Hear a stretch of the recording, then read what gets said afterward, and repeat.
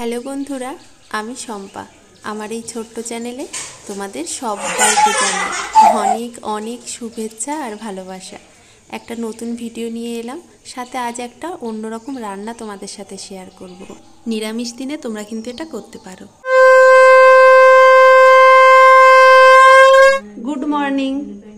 যদিও এখন মর্নিং নেই, অনেকটা বেলা হয়ে গেছে আর আমার অনেকটা কাজও হয়ে গেছে।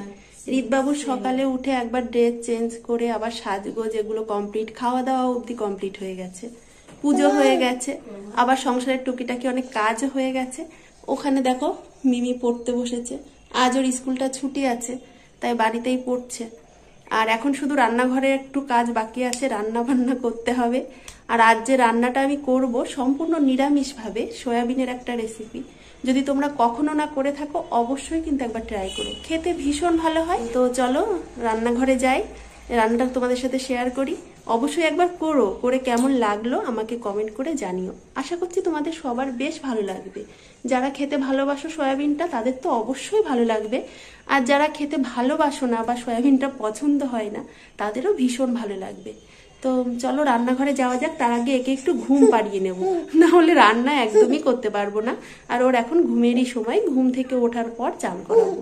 চলো তাহলে ওকে আগে ঘুম পাড়িয়ে তারপর রান্নাঘরে তোমাদের সাথে দেখা হচ্ছে। হরে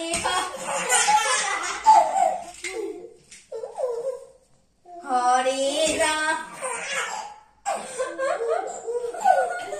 রিদমিমি একটু খেলতে থাকুক, আমি রান্নাটা ঝটপট সেরে নিই। করব সয়াবিনের তরকারি, এটা সম্পূর্ণ নিরামিষ।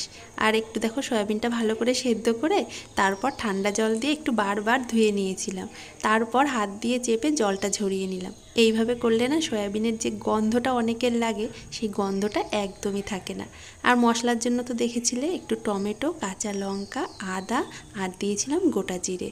আর সয়াবিনটা তো বেশ ভালো করে জল চেপেই রেখেছিলাম, ওটার মধ্যে অর্ধেকটা মশলা দিয়েছি, তার সাথে দিয়েছি 3 চামচ বেসন, স্বাদ মতো চিনি, লবণ, এগুলো দিয়ে বেশ ভালো করে মেখে নিলাম।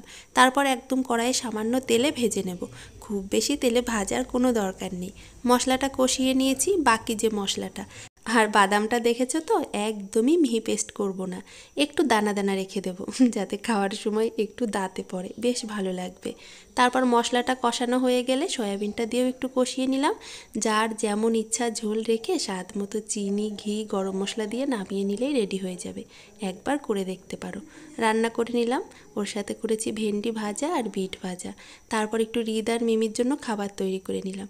আজ রিদকে দেবো কমলা লেবু, জানো তো ডাক্তারবাবুই বলেছে ওদের মাড়ি যথেষ্ট শক্ত, ওদের মাড়ি দিয়ে চিবাতে পারে এমন খাবারটা ওকে দিতে। মানে কমলা লেবুটা খোসা ছাড়িয়ে দিলে না রিদ দিব্যি খেয়ে নিতে পারে, জানো তো। সেই জন্য খোসা ছাড়িয়ে কোনো রকম রস করার আর দরকার হয় না, এইভাবেই ওকে দিয়ে দিই। আর ও এটা খেতে ভীষণ ভালোবাসে, মানে মাড়ি দিয়ে এরকম চিবিয়ে খেতে। যাই হোক, কাল আবার আসবো অন্য একটা ভিডিও নিয়ে। সবাই ভালো থেকো।